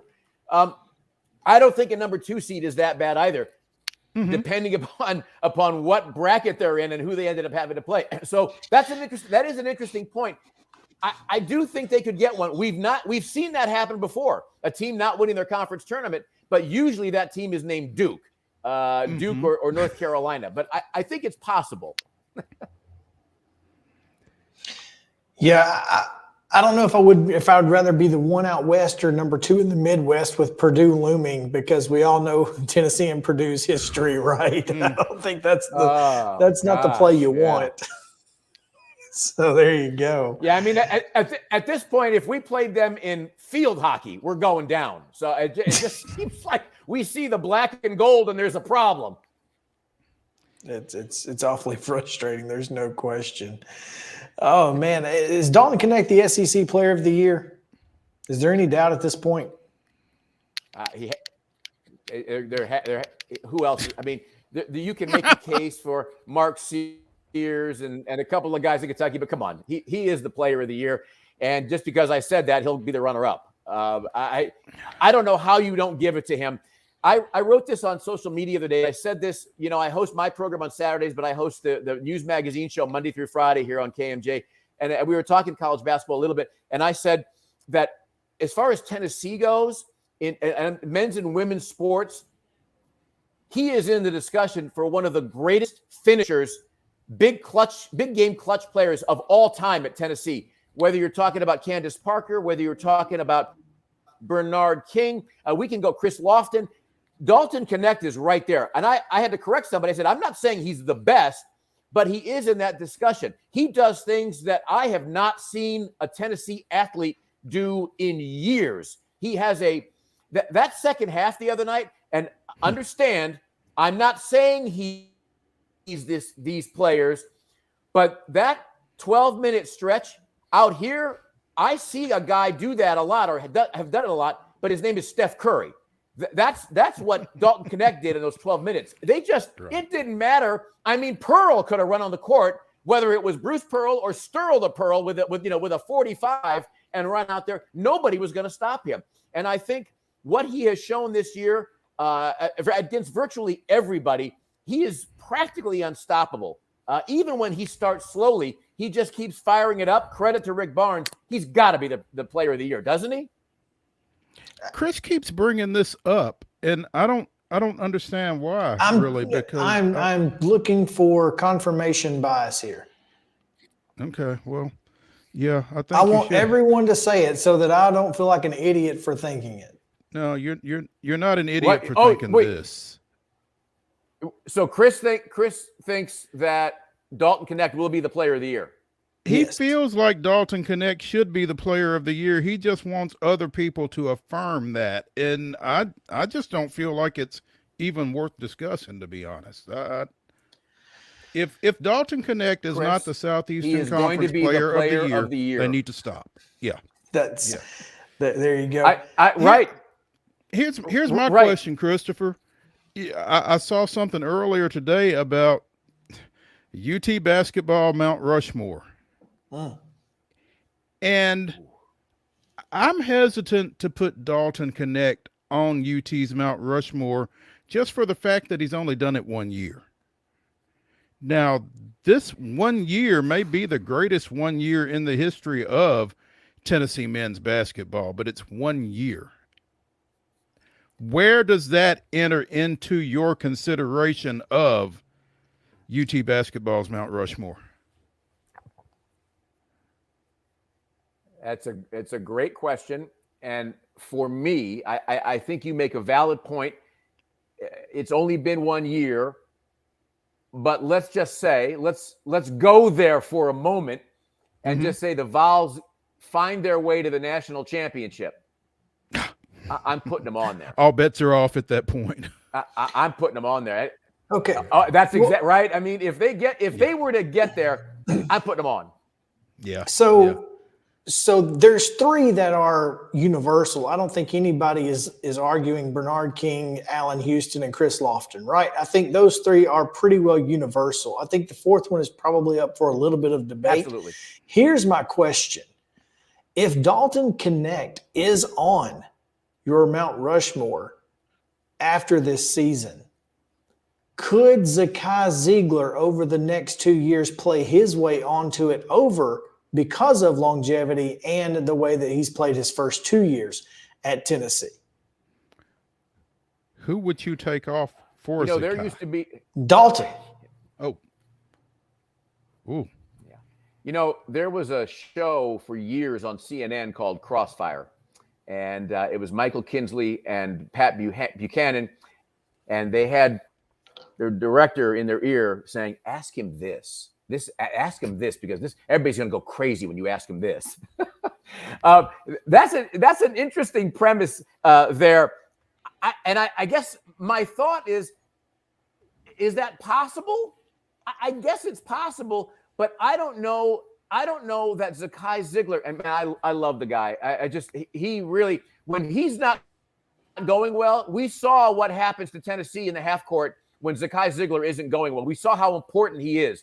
But I'm just not sure that the full arsenal of Zakai Ziegler, even over the next 2 years, is enough to say he is that kind of an explosive player that can take over a game the way Dalton Connect can do that. I mean, I'm old enough, and I think at least two of you, I don't think three, but I think two of you are in my age neighborhood. I remember that 1979 season with Larry Bird and Terre Haute and Indiana State and Magic Johnson up the road in East Lansing. And I remember the game at the Huntsman Center when Michigan State and Indiana State played. Those two guys took over games like nobody's business in the regular season. It was the man versus the rest of the boys. Dalton Connect, when he's in a groove like he was against Auburn, that's what he's like. I don't think Zakai Ziegler has that game. Not a knock against him. How many people do have that game that Dalton Connect has? So I'm not sure that I would replace him, but I might have a little tiny statue, a little head off to the side of the Tennessee Mount Rushmore saying, is Zakai, I'm over here. Well, here's the thing, Christopher, and as you reference age, my two counterparts may or may not have enough of a background for this, but Dale Ellis is on line one right now. What do you do with Dale Ellis in this mix? Yes. Yeah, you see, this is what's fun.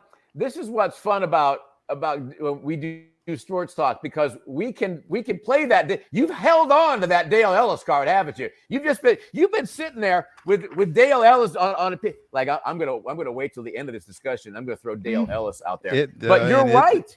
You're you're right. So yeah, it's certainly something to think about. And hey Mo, yeah, are we finished with the basketball conversation? We can be.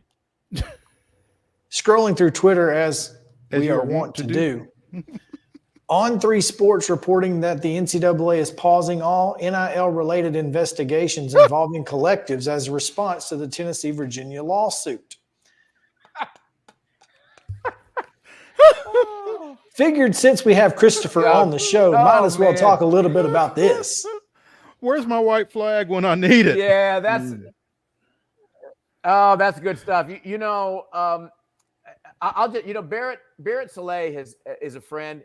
He's an acquaintance. He's been on my show a number of times. He went out, did a video the other day, and him and I were texting back and forth. And I said, I really applauded him for, even though he didn't mention their names, I'll mention their names. Dan Wetzel, Ross Dellinger, and Pat Forty with the video they came out with, acting like they didn't know Nico's name. They couldn't pronounce it. And in all seriousness, and I'm going to get to the NIL part here, I found it embarrassing.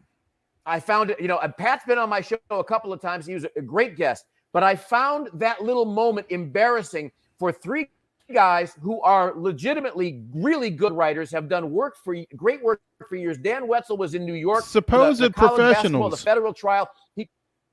Yes. And I think that we've now gotten to that qualifier because it was so embarrassing and to me beneath fans to have to watch that. And the way Barrett Saleh came out and not mentioning them, saying these guys and others owe Tennessee an apology for assuming the worst, and people coming out nonsense with this garbage about the death penalty. Everybody knew that after SMU years ago got the death penalty, that wasn't even in play. The NCAA absolutely loves to get their butts kicked in court. They Really? are unbelievable when it comes to that. And I have said forever, I've said for years, that figuratively speaking, in Indianapolis, that building, figuratively speaking, needs to be burned to the ground. And then they need to rebuild that place, get all the gray and black suits out of there, men and women, and find a way to build something that is less dysfunctional than the IOC or FIFA. Because everything that they do, their inconsistency in how they mete out punishment is ridiculous. Go back to the North Carolina academic scandal, and, well, we're going to leave it to North Carolina to punish themselves. Well, we're still waiting for that to happen. So this today that you're bringing up doesn't surprise me at all. And this notion about some fans like, oh, Nico's going to be suspended. No, he's not. Do a little research, figure things out. The NCAA is going to go crawl under a rock on this one because Tennessee, state of Virginia, as well as everything else going on with Donnie Plowman and Danny White, they were ready for this. And none of that announcement surprises me one bit. All right. There you go. There you go. I need a towel off now. Christopher Gabriel bringing it as always here on Main Street Sports Today, presented by the Tennessee Orthopedic Alliance of Columbia. Christopher, we appreciate you visiting with us, and we will be watching the same screen that you will be tomorrow night as Tennessee and Alabama get things going. So I'm sure we'll be tweeting and texting and the like. Looking forward to it. Thanks for your time, and we'll catch up with you soon. Fellas, it's always my great pleasure. Anytime you call, it is a wonderful time to come on your program. Have a great weekend. Go Vols tomorrow night. There we go. Thank you, Christopher. Hey, when we come back, we'll tell you what we're going to be doing outside of that UT Alabama window tomorrow night. So stay with us here for the final segment of Main Street Sports Today, coming to you from the Lee Company studios after this.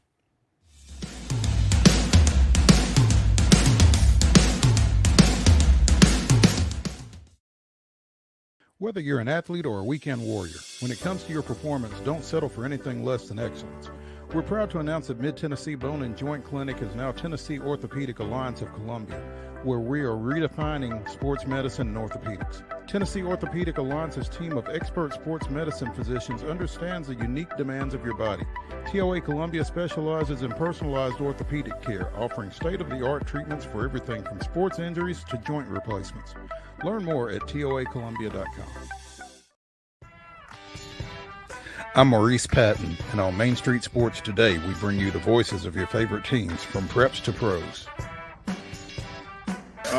Otherwise known as the VOT, Mike Keith.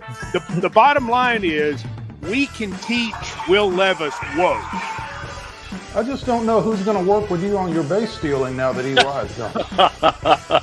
Well, that has nowhere to go but up. And I was just like, oh, guys, not again. Can we just bury that, burn that footage, and not bring it back? No. No. Thank you. We'll keep it going past the All-Star break, and looking forward to seeing how the rest of the season plays out. There's always a good story to tell. Can you guess where I am today, Mo? Where am I? It's not Reese Smith Field, is it? Yeah. Because anytime you play Chicago, you want to win. That's just you got that right, and that's there's bottom gonna be a buzz. When you're walking the dog, you keep the bags that you need for the dog in the bag, and you don't even have to wear it. You can just hold it, which is what I do when I walk the dog. So I think the fanny pack probably needed a little rebranding. It did. So, it really did. On your show logo, we've got to get a puck in there. There's a basketball. There's a football. There's a baseball. Maybe about a buck. How about Mo brandishes a hockey stick? Tune in daily at 2 p.m. on Main Street Media TV.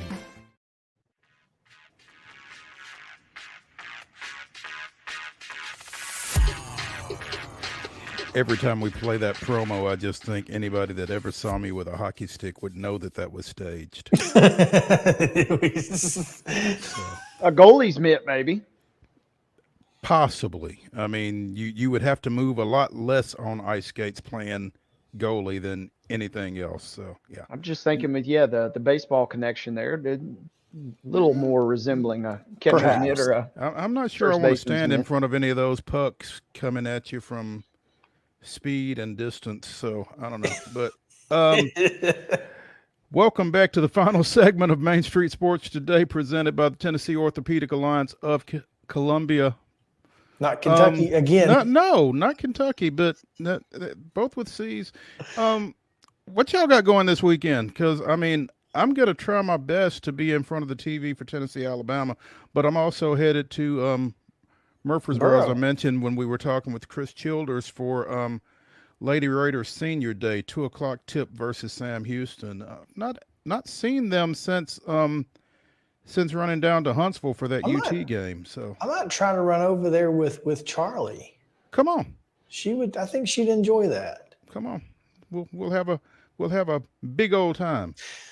Well, I will tell you, speaking of Charlie, let's look less ahead and look back into yesterday, because I have to tell you about a phone call I got from Sarah while I was at work yesterday. This is what I'll be trying to avoid this weekend. So Charlie is using the potty on her own, and this is great. It's wonderful. We're so happy, and she washes her hands, and it's not unusual for us to hear the water turn on in the bathroom because she washes her hands. It just is what it is. The water turns on yesterday, and she runs out of the bathroom, and her hair is soaking wet. And Sarah says, "Why is your hair wet?" And she goes, "It's squirting." And Sarah's like, what are you talking about? Well, Sarah walks into the bathroom, and the bidet portion of our toilet is just straight up streaming into the air. And it's hit her in the face. It's hit her everywhere. Oh. Did you not tell her about the bidet?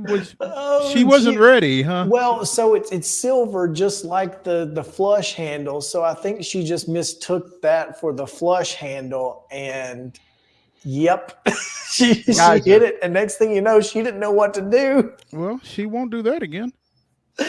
Oh my gosh! So I'll be trying to avoid that this weekend. But it was such a good story, I couldn't not tell it. That's one of those life lessons that you didn't know you would ever have to figure out, but it worked itself out naturally, it seems. That's a fool me once kind of thing, I would think. Yeah. That was great. Of course, I've never had a bidet, so it never was much of an issue. Well, this is one of those that it's basically just a seat, and it just hooks into the water. It's not like anything special. You can buy it at Walmart. But the person who owned our house before I think they bought it during the toilet paper shortage of 2020, and they were like, "Hey, just in case." There you go. Better safe than sorry. Just to be on the safe side. Yeah. But otherwise, I don't know. I'll be watching probably some NASCAR on Sunday, and got a DJ gig tomorrow night. So. Yeah. Wade, any bidet encounters planned for the weekend? Hopefully none. And I'm going to Paris. I'm not going to be at my house. That's right. You're going to Paris. Maybe there will. I'm going to Paris. My bidet is usually not in a vertical position, so we're usually pretty safe there. But going to Paris tomorrow. Summertown is on the road playing Huntington. Be my first trip over to Huntington proper. Been over to Carroll County a couple times over the years, but going to check that out. And really, it's kind of unfortunate because there's a lot of stuff going on. We mentioned with Tennessee, Alabama playing at the same time. You got the Preds going to be going on this weekend, which will be a big game versus the Avalanche. NSC is on the road tomorrow night. And then also one thing that I'm looking forward to, hopefully, we'll know more later tonight, but UT Southern, the Firehawks, they got a nice win yesterday to open up their conference tournament versus the 8 seed Thomas. They're in action tonight versus 5 seed Mobile at 7 o'clock. So I'll try and keep tabs on that this evening. But if they win that game, they play for the conference championship tomorrow night down in Montgomery at 6:30. So it could be one of those deals. I always carry headphones and usually listen to our Pulaski Citizen live broadcast when I'm out shooting photography or other games. So I'll probably have some sort of combination of devices, all of that pending that there's cell phone reception in Huntington, Tennessee, I suppose. See, I would like to do that, but I gotta be focused on one thing typically. And so if I'm listening to a game and trying to cover another game, it's not going to go well. You don't really it's more background noise than anything, and Scott Stewart has kind of got me indoctrinated into it a little bit. You kind of listen, and then you just really only go off of what you hear. You know, Mark Mize and Jennifer, they do a great job. They get their voices excited. I'm like, okay, I'll tune into the Richland game for just a little bit. And, unfortunately, the other night they didn't have to raise their voices too much as both teams got eliminated, unfortunately, this week. But so Saturday's the big day. And I kid you not, guys, until about 10 minutes ago, have been thinking the Oscars were this weekend on Sunday.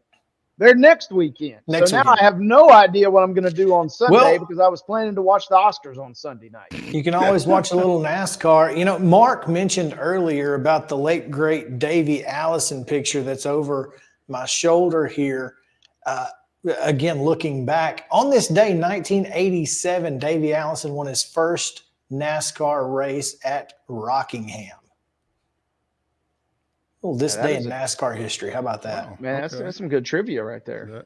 It's been a good day for trivia here on Main Street Sports today. I mean, Final Four World Series participants. I will be watching the Formula One kicks off their season over in Bahrain tomorrow. So I catch that a little bit in the morning time. Spoiler alert: Max is probably going to win. Red Bull. Well, whoever's leading after the first 5 minutes is probably going to win.